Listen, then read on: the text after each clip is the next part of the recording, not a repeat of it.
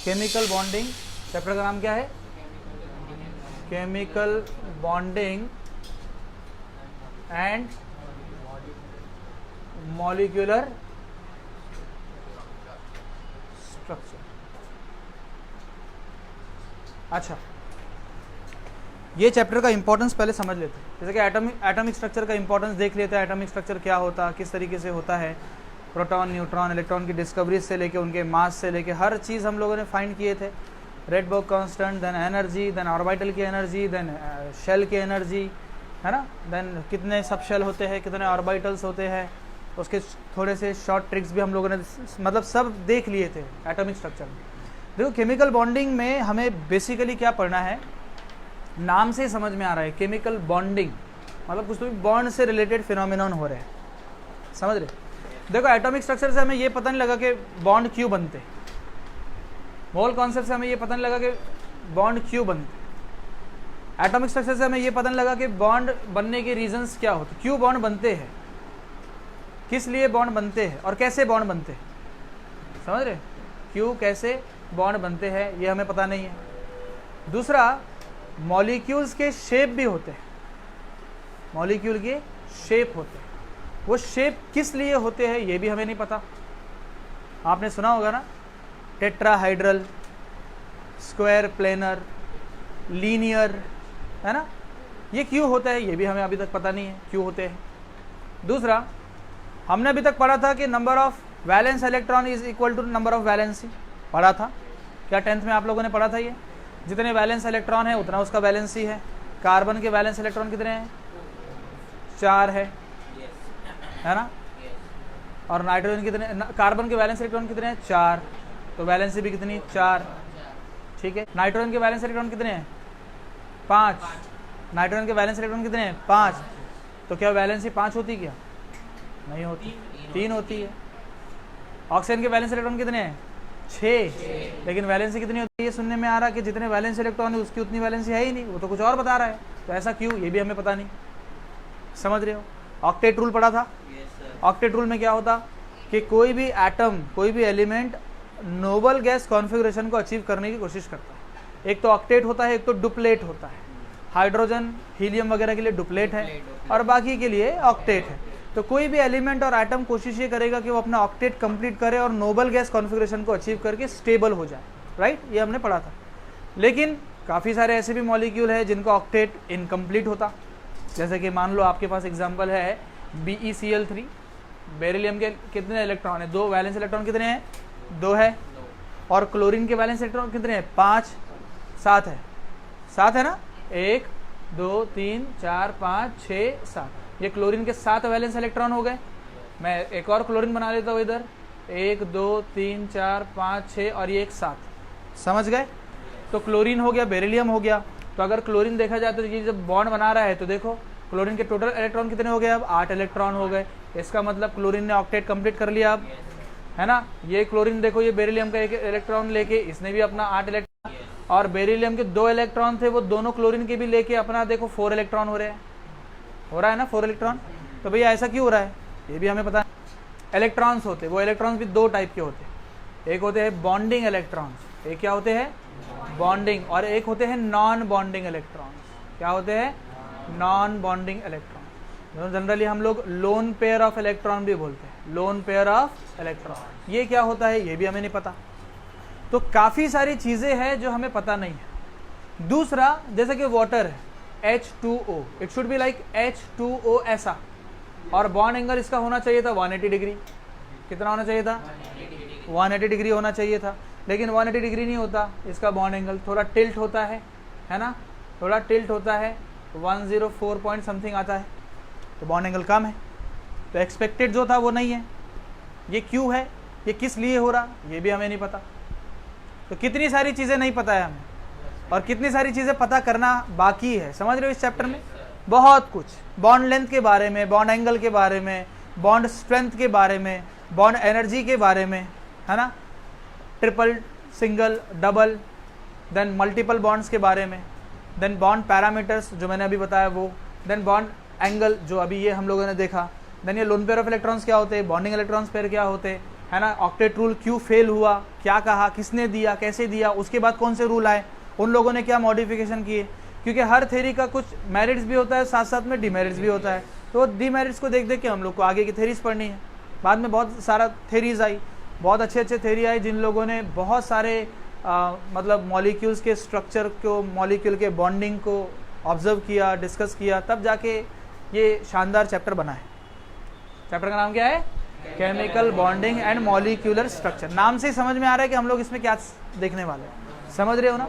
चलो, अब सबसे पहले किसी भी, जैसे कि मान लो आपके पास दो एटम है, ये एक एटम बी है, एक एटम ए है, एक एटम बी है, तो ऑब्वियसली दोनों के बीच में बॉन्ड होता है, बॉन्ड होता है ना। लेकिन ये बॉन्ड क्यों बनता है ये अभी हमें पता नहीं है, तो बहुत छोटा सा नॉलेज पढ़ के आए थे आप 10th में, भैया बॉन्ड होता है। अब वो क्यों होता है, कैसे बनता है, क्या रीजन से बनता है, वो सब। एटम के बीच में जो बॉन्ड होता है इसे हम लोग जनरली बोलते हैं केमिकल बॉन्ड। क्या बोलते हैं? Chemical bond. अगर आप ये डेफिनेशन लिख के आओगे ना, the bond present between the two atoms is known as chemical bond, तो डेफिनेशन रॉन्ग हो जाएगा, डेफिनेशन रॉन्ग हो जाएगा। अकॉर्डिंग टू दिस चैप्टर, ये जो बॉन्ड है ना, बॉन्ड दो एटम्स के बीच में, ये जनरली इलेक्ट्रोस्टैटिक फोर्स होती है। क्या होती है? इलेक्ट्रोस्टैटिक फोर्स होती है। वो इतनी मजबूत फोर्स होती है कि वो करेस्पॉन्डिंग दो एटम को बांध के रखता है, समझ रहे हो? और उसी को हम लोग बोलते हैं केमिकल बॉन्ड। एग्जाम में क्वेश्चन जब आता ना, तो वो आपका ढूंढेगा केमिकल बॉन्ड में आपने कहीं फोर्स लिखे क्या। अगर आपने कभी फोर्स नहीं लिखा गलती से, तो वो आपके मार्क्स काट देगा। क्यों? क्योंकि उसको पता है ना कि ये फोर्स है जो कि दो एटम्स के बीच में एग्जिस्ट करती है, जिसकी वजह से मॉलिक्यूल टाइटली बॉन्डेड होता है, और उस पर्टिकुलर फोर्स की वजह से जो भी बॉन्ड बनता है उसे हम लोग क्या बोलते हैं? केमिकल बॉन्ड बोलते हैं। क्या बोलते हैं? केमिकल बॉन्ड बोलते हैं। ठीक है। अब कुछ मॉलिक्यूल स्टेबल होते, कुछ मॉलिक्यूल अनस्टेबल होते, कुछ मॉलिक्यूल की एनर्जी कम होती है, कुछ मॉलिक्यूल की एनर्जी ज्यादा होती है। अगर एनर्जी किसी भी मॉलिक्यूल की कम है, तो उसकी स्टेबिलिटी बढ़ जाती है, इनवर्सली प्रोपोर्शनल, है ना। और किसी मॉलिक्यूल की अगर एनर्जी ज्यादा है तो उसकी स्टेबिलिटी कम हो जाती है। ये याद रखना, एनर्जी और स्टेबिलिटी का रिलेशन इनवर्सली है। अगर एक बढ़ा तो एक कम हो जाएगा, एक कम हुआ तो एक बढ़ जाएगा। ठीक है। ये क्यों होता है ये भी हमें नहीं पता, तो बहुत सारे अभी हिडन चीज़ें हैं जो अभी हमें पता करना बाकी है। तो केमिकल बॉन्ड में हम लोग सबसे पहले डेफिनेशन से स्टार्ट करेंगे, देन क्यों होता है केमिकल बॉन्ड, क्यों बनने की ज़रूरत है वो हम लोग देख के फिर धीरे धीरे हम लोग टाइप ऑफ केमिकल बॉन्ड्स पढ़ेंगे। मेनली हम लोग पढ़ते हैं, एक होता है आयोनिक बॉन्ड। क्या पढ़ता है? एक होता है आयोनिक बॉन्ड, जिसको इलेक्ट्रोवैलेंट बॉन्ड भी बोलते हैं। क्या बोलते हैं? इलेक्ट्रोवैलेंट बॉन्ड भी बोलते हैं। दूसरा हम लोग पढ़ते हैं कोवैलेंट बॉन्ड, है ना। और तीसरा हम लोग पढ़ते हैं कोऑर्डिनेट बॉन्ड। कौन सा पढ़ते हैं? Coordinate bond. एक और कुछ टाइप के और बॉन्ड्स भी होते हैं, वो भी मैं बता देता हूँ आपको। एक होता है हाइड्रोजन बॉन्ड। क्या होता है? हाइड्रोजन, ये वीक बॉन्ड्स है सारे। और एक और होता है वैंडरवाल्स बॉन्ड्स, है ना। ये वीक बॉन्ड। क्या है ये? Weak bond. Generally 8 kg kilogram पर मोल, है ना। ये उनकी एनर्जी होती है, समझ रहे हो। और जो दूसरे बॉन्ड्स है उनकी एनर्जी थोड़ा ज़्यादा होती है, मैं बताऊंगा आपको एनर्जीज के बारे में भी। लेकिन फिलहाल ये थोड़े बॉन्ड्स हमको ध्यान रखना है। हमें बेसिकली ये दो बॉन्ड पे ज़्यादा ध्यान देना है। कोऑर्डिनेट बॉन्ड भी जो है ना वो कोवेलेंट बॉन्ड ही होता है, अगर देखा जाए। कोऑर्डिनेट बॉन्ड जो होता है ना वो जनरली देखा जाए तो कोवेलेंट ही होता है, बस बताने का तरीका अलग है। अगर आप एग्जाम पर्पज से देखोगे तो आपको पूरे केमिस्ट्री में स्पेशली कोऑर्डिनेट बॉन्ड के बारे में कुछ ज़्यादा मिलेगा नहीं। वो जनरली आता किस में है?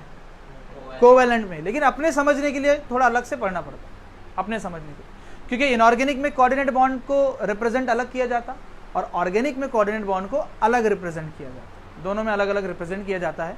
वो सब हम लोग सीख लेंगे, कोई बड़ी बात नहीं है। तो धीरे धीरे शुरुआत करते हैं इस चैप्टर की।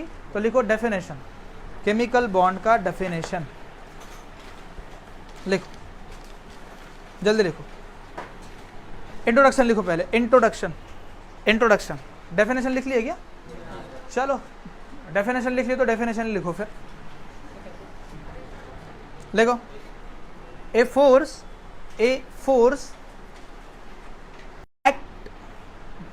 that acts between two or more than two atoms, a force that acts between two or more atoms hold together as a stable molecule, to hold together as a stable molecule is called chemical bond. A force that act between two or more than two atoms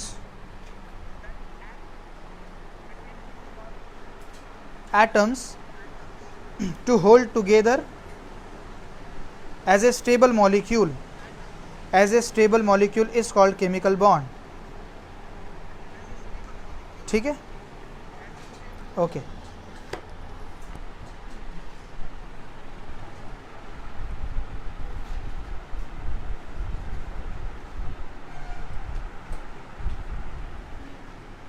चलो next लिखो, reasons for chemical bond.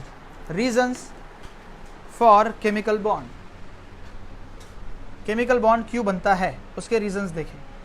Chemical bond क्यों बनता है उसके reasons देखेंगे।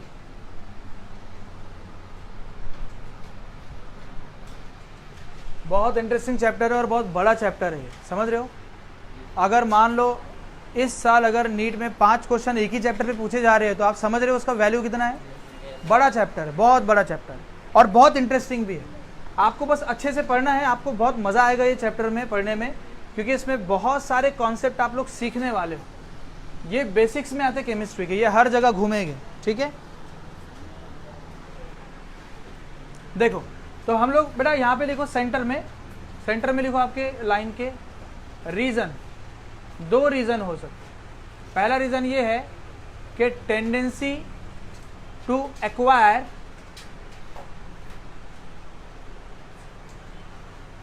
Nearest. हाँ बेटा कोई आवाज़ दे मुझे, मेरे कान बज रहे क्या फिर। हाँ, tendency to acquire nearest noble gas configuration, that is octet rule. Octet rule को अप्लाई करने की कोशिश करेंगे। या दूसरा रीज़न ये हो सकता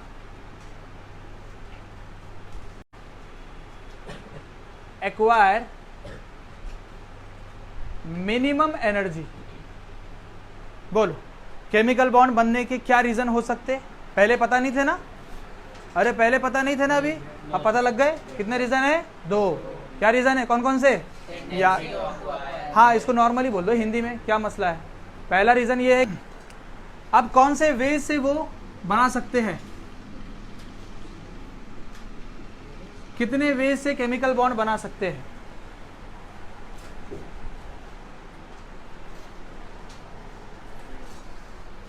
ठीक है, पहला by complete transfer of an electrons by sharing of an electrons. कितने तरीके से बॉन्ड बना सकते हैं? 2। एक या तो ट्रांसफर करेंगे और एक या तो शेयर करेंगे। अगर ट्रांसफर कर रहे हैं तो कौन सा बॉन्ड बनता है? आयोनिक बॉन्ड बनेगा। कौन सा? आयोनिक बॉन्ड बनेगा, जिसको दूसरा नाम हम लोगों ने क्या बोला है? Electrovalent bond. इलेक्ट्रोवैलेंट बॉन्ड अच्छे से लिखो। और अगर शेयर हो रहा है तो हम लोग क्या बोलेंगे? Covalent bond. कौन सा बॉन्ड? Covalent bond. नोट करो।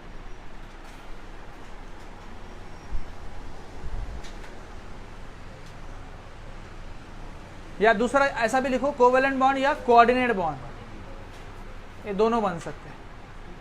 कोऑर्डिनेट बॉन्ड भी बनेगा।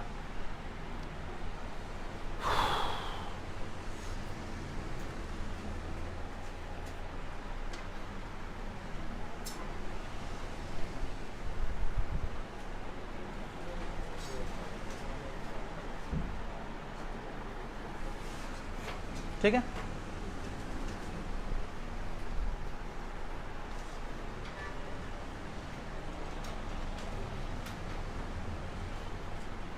चलो एक और इधर लिखो, types of bonds, side heading डालना, टाइप्स ऑफ बॉन्ड। तो bond between two different atoms, between two same atoms,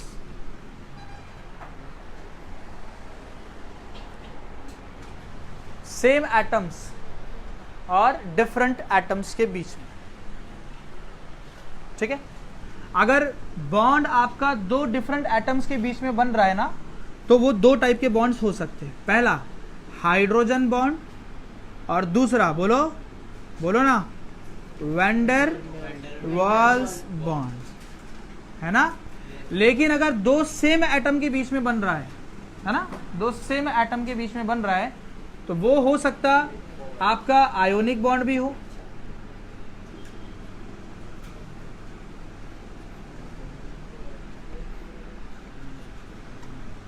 covalent bond, coordinate,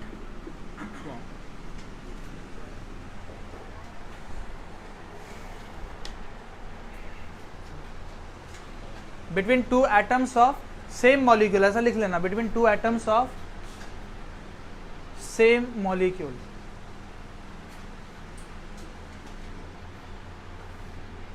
और एक और लिखो metallic bond, metallic bond.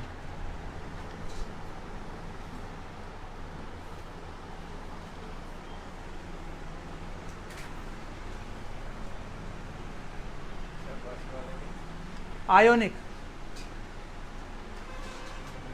Ionic bond, covalent bond,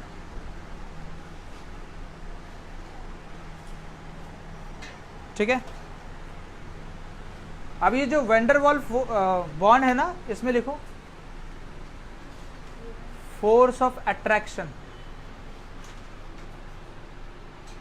force of attraction होता है। अब उसके बारे में भी थोड़ा डिटेल दे देता हूँ मैं, थोड़ा याद करने वाले पॉइंट्स है। आज का लेक्चर्स में मैं आपको बहुत सारे बेसिक्स बताऊंगा, वो याद रखने हैं। और आज मैं जो भी चीज़ें पढ़ाऊंगा तो उसमें कोई रॉकेट साइंस नहीं है, ये सब लोग आप लोगों ने कहीं ना कहीं पढ़ा ही होगा, तो कोई नया चीज़ नहीं होगी। सिर्फ इतना है कि बताने का पैटर्न्स अलग होगा और कुछ नहीं।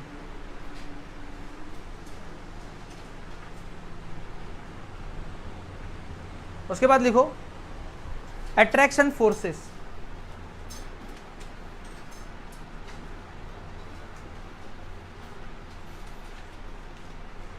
दो होता है।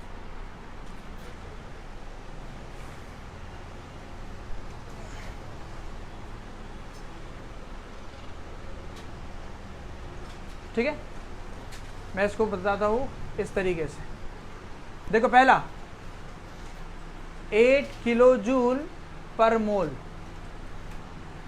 अगर आपको कोई बॉन्ड तोड़ने में 8 किलो जूल पर मोल एनर्जी से कम लगे, हाँ कम लगे, तो वो जनरली बॉन्ड्स होते हैं कौन से, वैंडरवाल्स।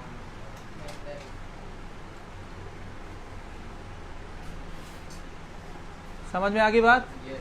अच्छा, अगर आपको 8 to 42 किलो जूल पर मोल अगर आपको एनर्जी लग रही है, कितना, 8 से 42, तो वो आपका होता है हाइड्रोजन बॉन्ड। कौन सा बॉन्ड होता है, हाइड्रोजन। अगर आपको 42 किलो जूल पर मोल से ज़्यादा एनर्जी लगे, है ना, ज़्यादा, तो वो जनरली होते हैं केमिकल बॉन्ड। और हमें पता है केमिकल बॉन्ड कौन से होते हैं, बोलो, कोवेलेंट, आयोनिक, फिलाना ढिमकाना। कौन से, ये भी केमिकल बॉन्ड है, ये फोर्सेस है। क्या है ये, फोर्सेस, इसलिए मैंने नीचे लिखा दिया ना फोर्सेस। देखो फोर्सेस ऑफ अट्रैक्शन, मतलब ये दोनों के लिए, हाइड्रोजन बॉन्ड के लिए भी और वैंडरवाल बॉन्ड्स के लिए भी फोर्सेज ऑफ अट्रैक्शन से ही, ठीक है। बॉन्ड एक टिपिकल बॉन्ड नहीं है।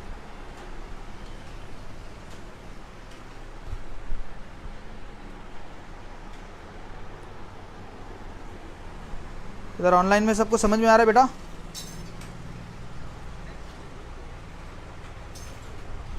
अभी दिख रहा है वीडियो बराबर? कोई मसला नहीं? ओके।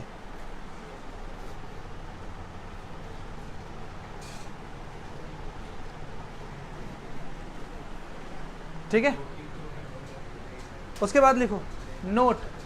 ये सब एक ही पॉइंट चल रहे हैं, सारे टाइप्स ऑफ बॉन्ड में चल रहा है। यहाँ किलो जूल, किलो जूल पर मोल। ये मैं बोल रहा हूँ ना, मुझे ऐसे लिखने में प्रॉब्लम हो जाता थोड़ा, समझ रहे हो ना? नहीं लिख पाता, लिखने का पैटर्न मेरा ऐसा है ही नहीं। ये यहाँ पे बैठते हैं ना आप लोग, इसलिए मेरा हैंड राइटिंग ऐसा हो जाता है, ठीक है। तो नोट लिखो, नेचर ऑफ, अच्छा लिखो, nature of bonds depends upon, nature of लिखो, nature of bonds depends upon the electropositive and electronegative, electropositive and electronegative character, electropositive and electronegative character।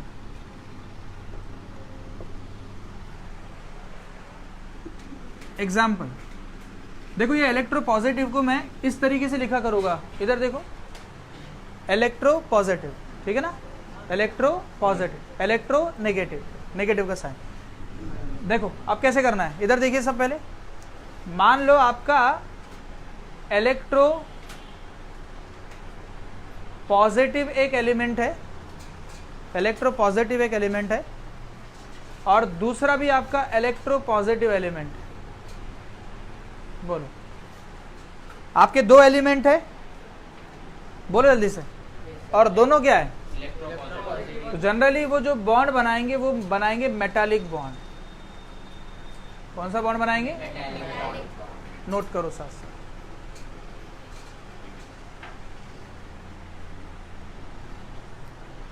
ठीक है,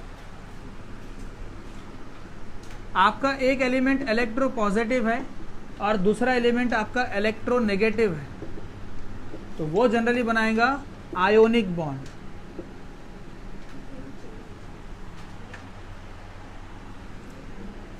ठीक है,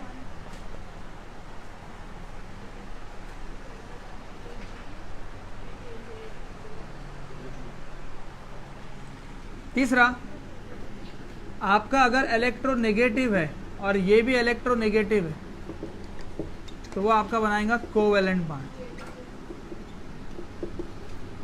कोवेलेंट बॉन्ड।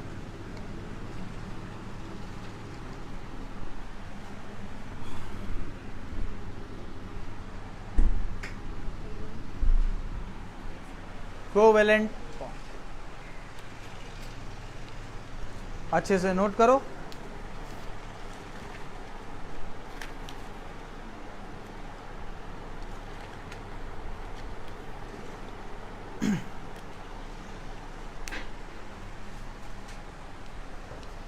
ठीक है,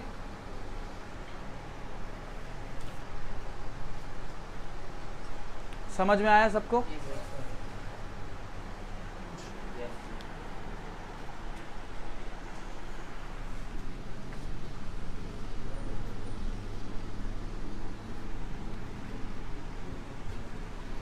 जिनका हो जाए वो नेक्स्ट हेडिंग डालना बेटा। ऑक्टेट रूल, ऑक्टेट रूल, या ऑक्टेट रूल मत डालो, ऐसा लिखो, ऑक्टेट रूल मत लिखो अभी, आप नेक्स्ट हेडिंग डालिए, Lewis structure, Lewis structure, LEW है ना, LEWIS, लेविस स्ट्रक्चर्स, या दूसरा नाम है इसको लेविस डॉट स्ट्रक्चर्स।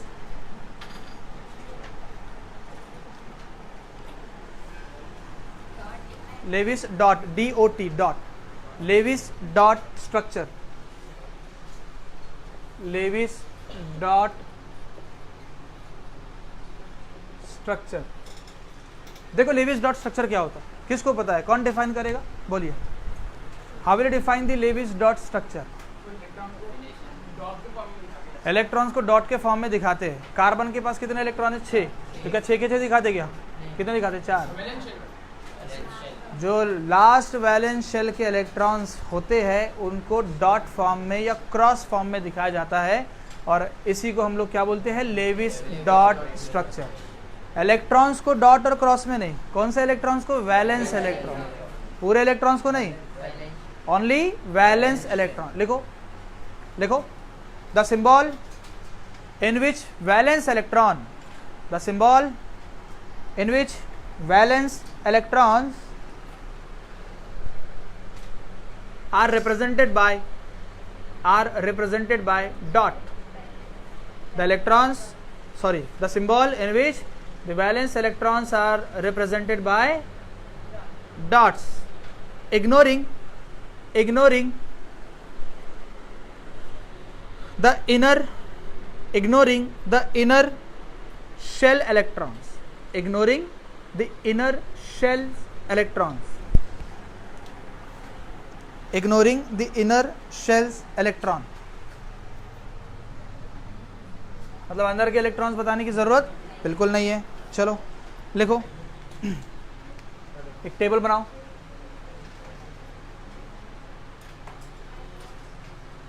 ग्रुप, ये first A, second A, third A, fourth A, 5A, 6A, then 7A, then 8A। ठीक है, ये first group, second group, third group.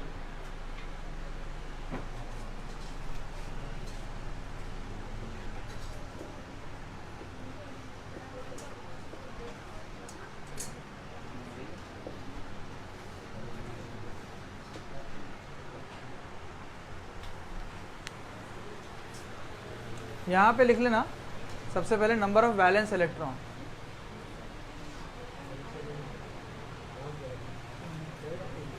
Yes,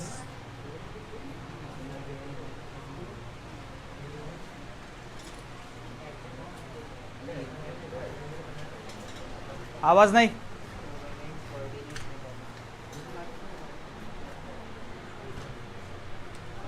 one, 2, 3, 4, 5, 6, 7, 8। Generally ये ऑक्टेट कंप्लीट हो जाता है नोबल गैस का, है ना?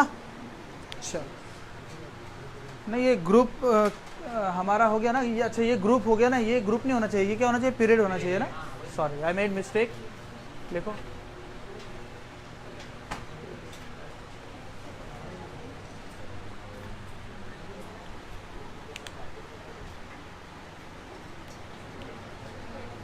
चलो बताओ, पहले पीरियड में कौन सा प्रेजेंट है? हाइड्रोजन। हाइड्रोजन प्रेजेंट है ऐसा? तो बताओ हाइड्रोजन के वैलेंस इलेक्ट्रॉन कितने हैं? 1, 1s2। तो सुनना, 1s1, 1s2 हीलियम। 1s2 बोला था कि उस टाइम में मैं, that was wrong, sorry. Hydrogen 1s1 not 2। हाँ, क्या हो गया था मुझे उस टाइम में? तो बोलना चाहिए ना, hydrogen is 1s1। Hydrogen is, पीने का है ना, हाइड्रोजन इज 1s। खड़े से पी सकते हैं अगर पॉसिबिलिटी ना हो तो, जायज़ है।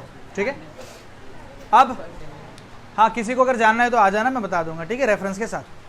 दूसरा, hydrogen 1s1 not 1s2, sorry, hydrogen 1s1। तो हाइड्रोजन 1s1 है तो ऑब्वियसली इलेक्ट्रॉन 1 होगा। अब बताओ सेकेंड पीरियड में क्या आ जाएगा? हाइड्रोजन के बाद हीलियम। हीलियम आ गया, हाउ मेनी इलेक्ट्रॉन्स? 2। वो बता देंगे हम। हाँ ना, रुको ना, हीलियम के बाद क्या आता? बोलो, लिथियम। पक्का?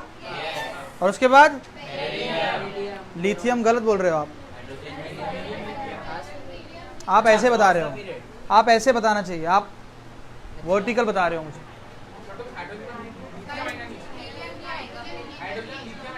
हाँ, यहाँ पे क्या आएगा? लिथियम, देन बेरिलियम,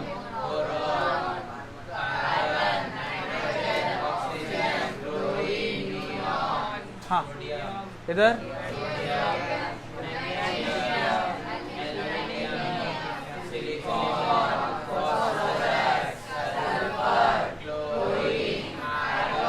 ठीक है। वैलेंस इलेक्ट्रॉन देख लो, आपके पास लिखे हुए हैं यहाँ पे वैलेंस इलेक्ट्रॉन लिखे हुए हैं।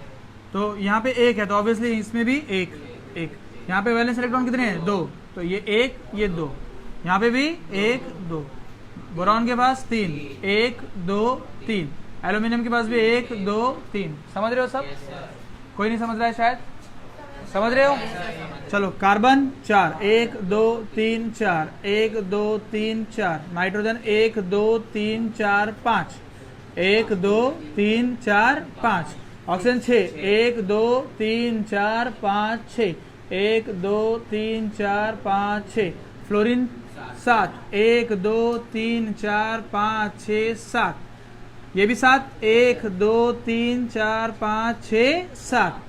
नियॉन 8, 1 2 3 4 5 6 7 8। 1 2 3 4 5 6 7 8। समझ गए? ये चीज आपको याद रखनी है। वैलेंस इलेक्ट्रॉन आपको याद ही रखने हैं, क्योंकि अदरवाइज आगे जाके आप लोग को प्रॉब्लम हो जाएंगे। ठीक है, लिखो।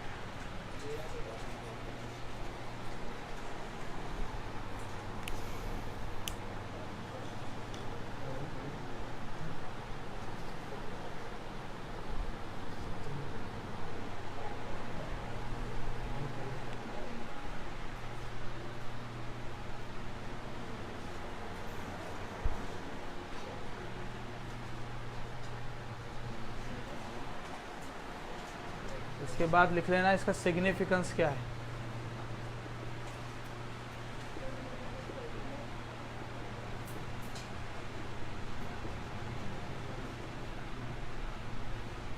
Significance of Lewis dot structure.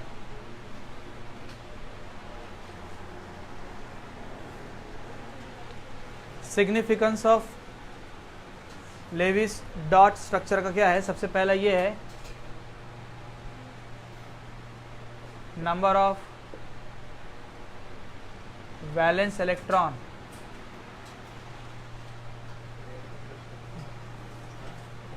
To predict the valency. सबसे पहला सिग्निफिकेंस ये है कि नंबर ऑफ वैलेंस इलेक्ट्रॉन हम पता कर सकते यानी वैलेंस शेल के वैलेंस शेल में कितने इलेक्ट्रॉन्स होते हैं, उससे हमें लेविस डॉट स्ट्रक्चर से मतलब लेविस से पता लग सकता है। दूसरा, उसकी वैलेंस से भी हम लोग पता कर सकते हैं। ठीक है, नोट करो।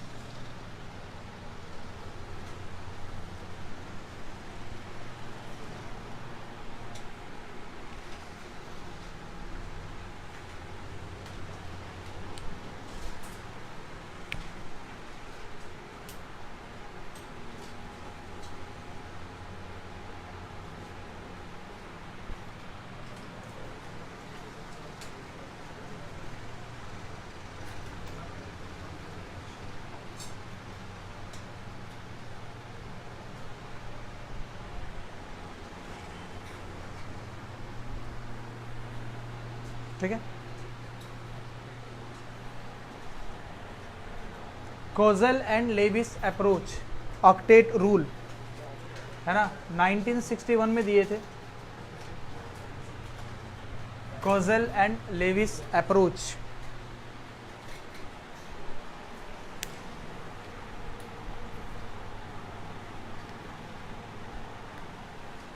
कोजेल and Lewis approach.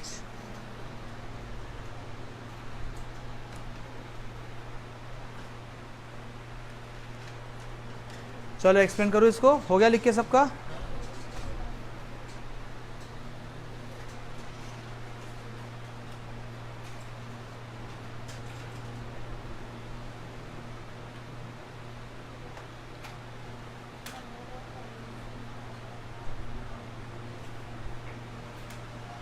Kossel and Lewis approach, octet rule.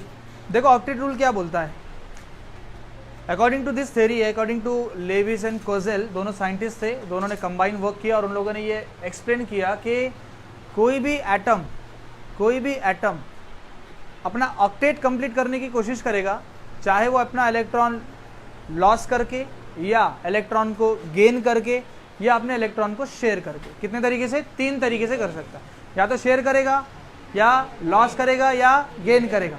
तीनों तरीके से वो अपनी कोशिश में रहेगा कि वो अपना ऑक्टेट कंप्लीट कर ले, और इसी को हम लोग कहते हैं ऑक्टेट रूल।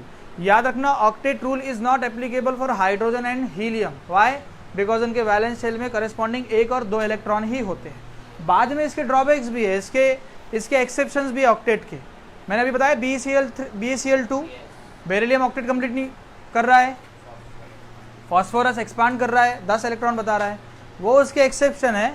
और भी काफ़ी सारे अभी मैं आपको चीज़ें बताऊंगा जो 18 इलेक्ट्रॉन अपने वैलेंस शेल में नहीं रखते हैं लेकिन फिर भी स्टेबल है। मतलब अकॉर्डिंग टू दिस थ्योरी, कोई भी एटम अपने इलेक्ट्रॉन लूज करके, गेन करके, शेयर करके अपना ऑक्टेट कंप्लीट करने की कोशिश करेगा, और अगर उनका ऑक्टेट कंप्लीट होता है तो उनकी स्टेबिलिटी बढ़ जाएगी। मतलब सिंपली ये है कि ऑक्टेट कंप्लीट है तो स्टेबिलिटी बढ़ेगी, ऑक्टेट कंप्लीट नहीं है तो स्टेबिलिटी कम हो जाएगी, अकॉर्डिंग टू ये दोनों। ठीक है, कोजेल एंड लेविस जो बोल सकते। लेकिन बाद में काफ़ी सारे ऐसे मॉलिक्यूल्स भी हमारे सामने आए जो जिनका एग्जिस्टेंस है लेकिन वो स्टेबल है, और जिनका ऑक्टेट कंप्लीट नहीं है, और जो ऑक्टेट से बाहर भी जा रहे हैं। क्यों? PCl5 एग्जिस्ट करता है और स्टेबल भी है, BeCl2 एग्जिस्ट करता है और स्टेबल भी है। समझ रहे हो मेरी बात? वो इसके एक्सेप्शंस में आ जाएगी। तो पहले हम लोग देखते हैं कि ऑक्टेट रूल क्या होता है। ठीक है, लिखो, लिखिए एक बात। In 1961, Kozel and Lewis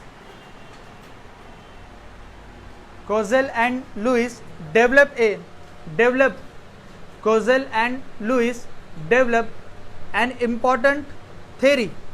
Kozel and Lewis developed an important theory of chemical combination of Kozel and Lewis developed an important theory of chemical combination between two atoms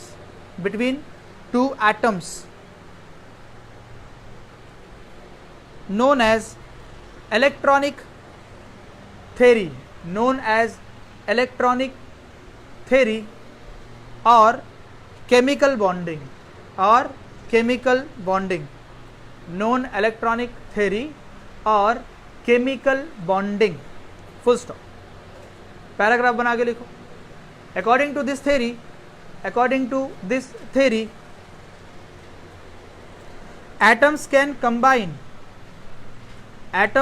combine with another elements, या ऐसा लिखो, atoms can combine with another atoms by, ऐसा लिखो, either by transfer of electron, either by transfer of electron, bracket में लिखो, bracket में लिखिए, loss of electron और गेन ऑफ इलेक्ट्रॉन, दोनों पॉसिबिलिटी। इधर ट्रांसफर ऑफ इलेक्ट्रॉन, ब्रैकेट में लिखो, लॉस ऑफ इलेक्ट्रॉन और gain of electron, bracket complete. और by sharing of electrons sharing of electron or sharing of electrons. In order to achieve 8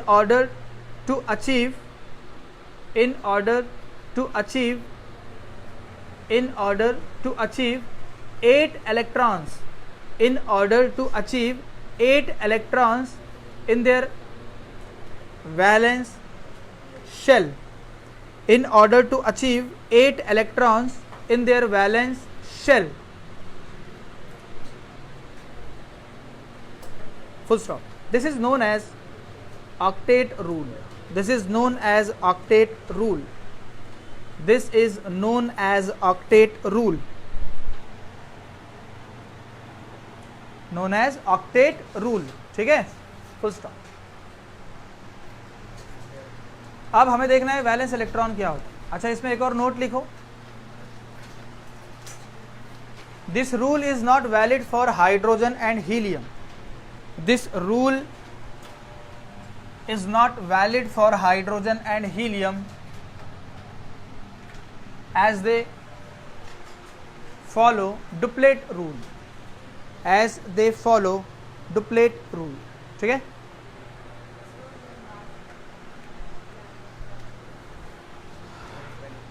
This rule is not valid for hydrogen and helium because as they follow duplet rule. Duplet rule क्या होता? इसमें 2 electron. चलो,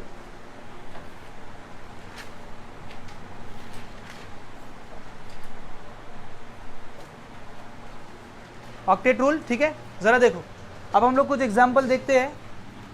जैसे कि मान लो आपका Cl2 है. Example में शुरू कर रहा हूं, जरा ध्यान देना. Cl2 chlorine. ठीक है, तो देखो इसको किस तरीके से बनाना. क्लोरीन के वैलेंस इलेक्ट्रॉन कितने हैं? 7 वैलेंस इलेक्ट्रॉन है. तो इसके भी 7 इलेक्ट्रॉन, इसके भी 7 इलेक्ट्रॉन. तो जरा देखो हम लोग कैसे करेंगे. या तो मैं इसको इस तरीके से बताऊंगा, Cl. How many valence electron in chlorine? 7. तो देखो 1 2 3 4 5 6, this is 7. Now 1 2 3 4 5 6 and this is 7.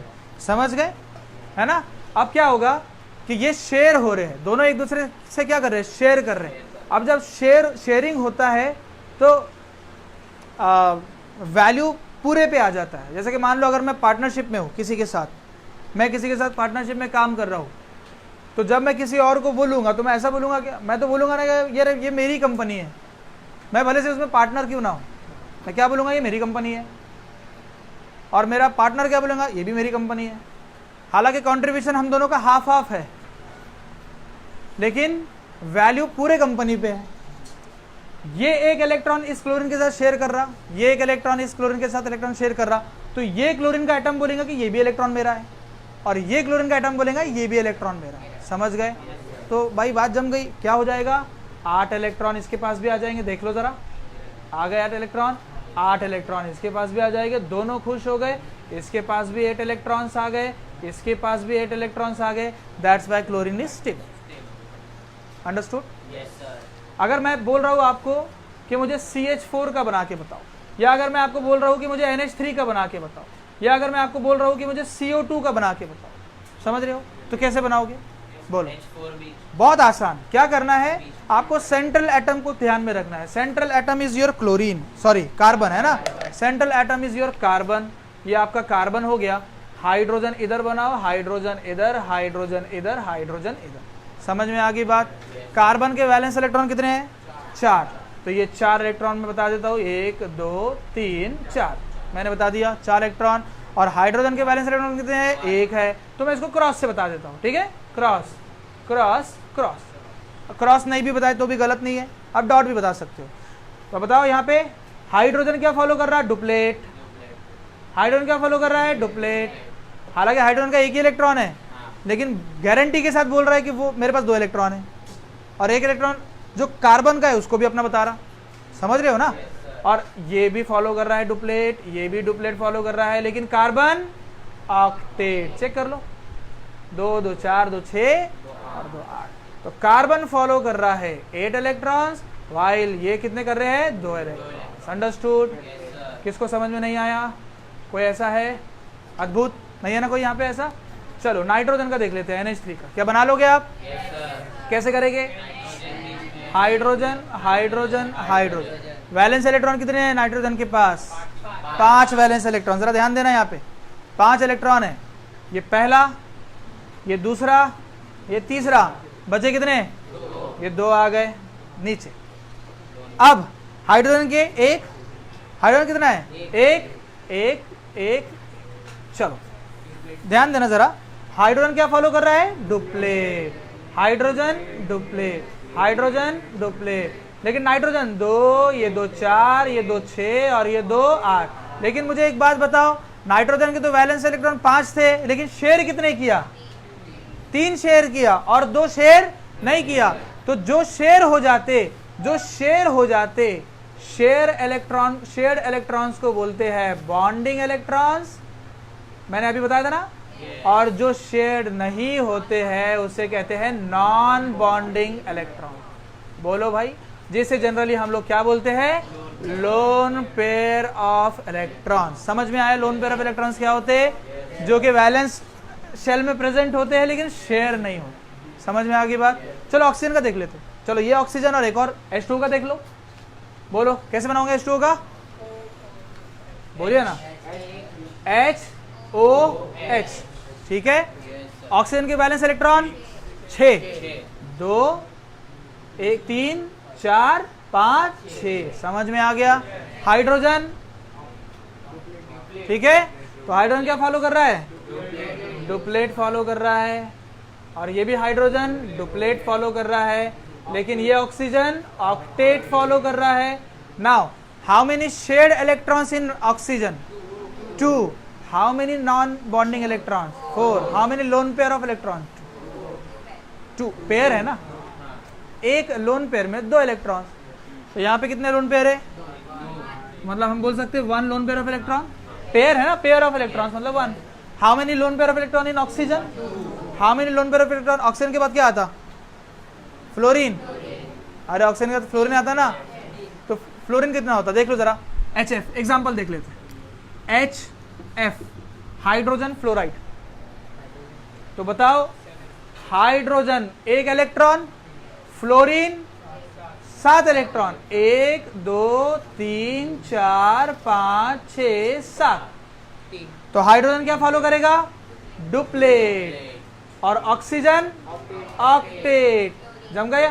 तो 2 2 sorry fluorine, I am sorry fluorine 2 2 4 2 6 और ये 2 8। तो फ्लोरीन ने किया 8 इलेक्ट्रॉन्स, हाइड्रोजन ने किया 2 इलेक्ट्रॉन्स। अब मुझे बताओ फ्लोरीन के पास वैलेंस इलेक्ट्रॉन कितने थे? 7, लेकिन शेयर कितने हुए? तो हाउ मेनी लोन पेयर? 3। समझ गए? तो क्या मैं ऐसा लिख सकता हूं यहाँ पे? Carbon, nitrogen, oxygen, fluorine. यहाँ पे लिख लेता हूं मैं LP ऑफ इलेक्ट्रॉन्स। कार्बन के 4 वैलेंस इलेक्ट्रॉन थे, चारों के चारों शेयर हो गए, तो लोन पेयर 0। नाइट्रोजन के 5 थे, 3 शेयर हुए, बचे 2, तो 1 लोन पेयर। ऑक्सीजन के पास 6 थे, 2 शेयर हुए, बचे 2, तो 2 लोन पेयर। और फ्लोरीन के पास, समझ में आ गई बात? अब ये पूरी इनके खानदान में ऐसे रहेगा। मतलब फ्लोरीन के बाद, अरे बोलते ना फ्लोरीन की फैमिली, ऑक्सीजन की फैमिली, तो मैं इनको खानदान बोलता हूं। तो फ्लोरीन की खानदान में कितने लोन पेयर रहेंगे? 3। सब में। क्लोरीन के पास भी 3 लोन पेयर, उसके बाद ब्रोमीन के बाद भी, आयोडीन के बाद भी, एस्टाटिन के बाद, पूरा ऊपर से नीचे तक के सबके पास लोन पेयर 3 रहेंगे।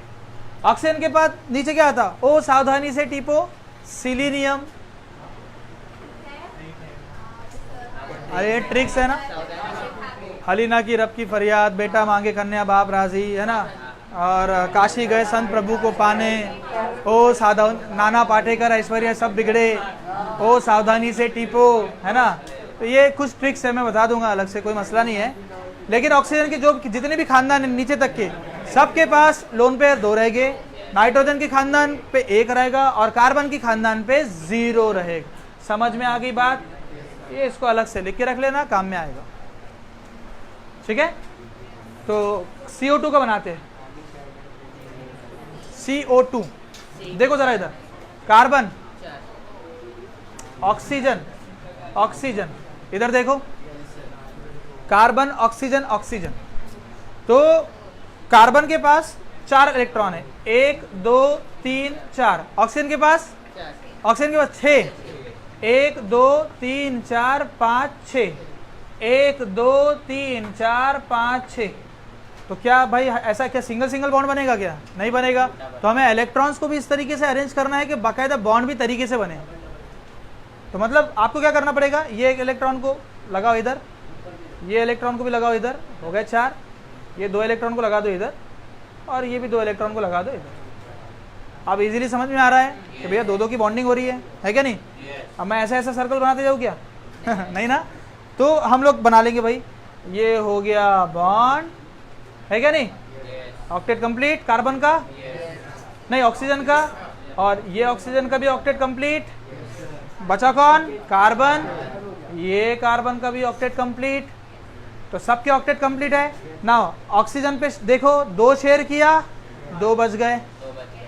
2 बॉन्ड्स 2 इलेक्ट्रॉन शेयर किया, 2 लोन पेयर बच गए। समझ गए ना? तो देखो ऑक्सीजन पे 2 ही लोन पेयर रहते हैं। अगर देखो ऑक्सीजन के पास लोन पेयर है 2, नाइट्रोजन के पास लोन पेयर है 1। अगर लोन पेयर भी डोनेट हो जाए तो उन पे चार्ज आ जाएंगी पॉजिटिव।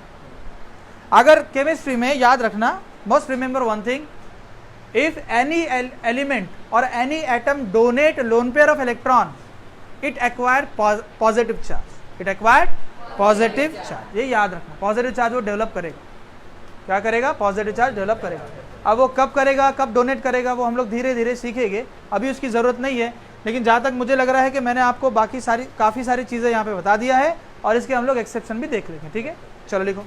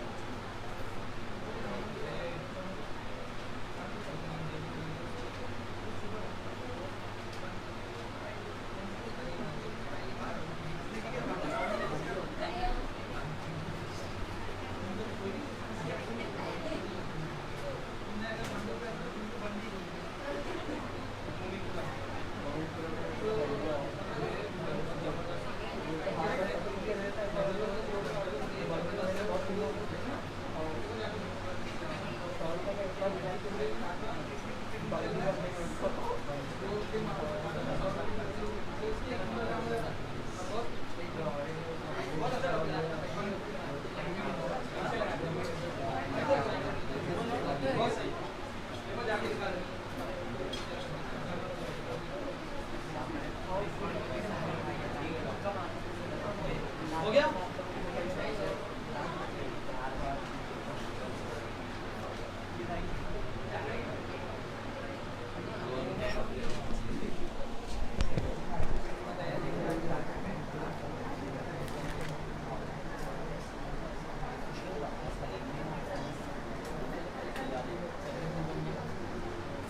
चलो कुछ होमवर्क दे रहा हूँ।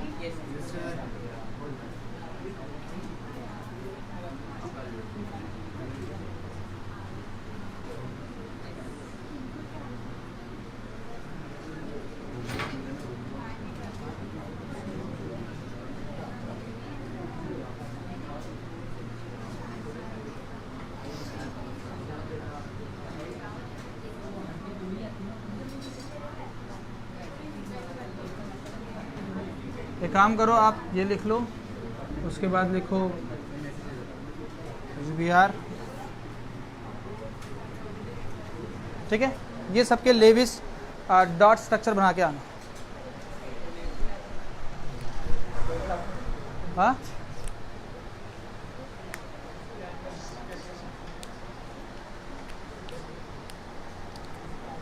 तो कल हम लोग शुरू करेंगे ionic bonds, then covalent, then so on.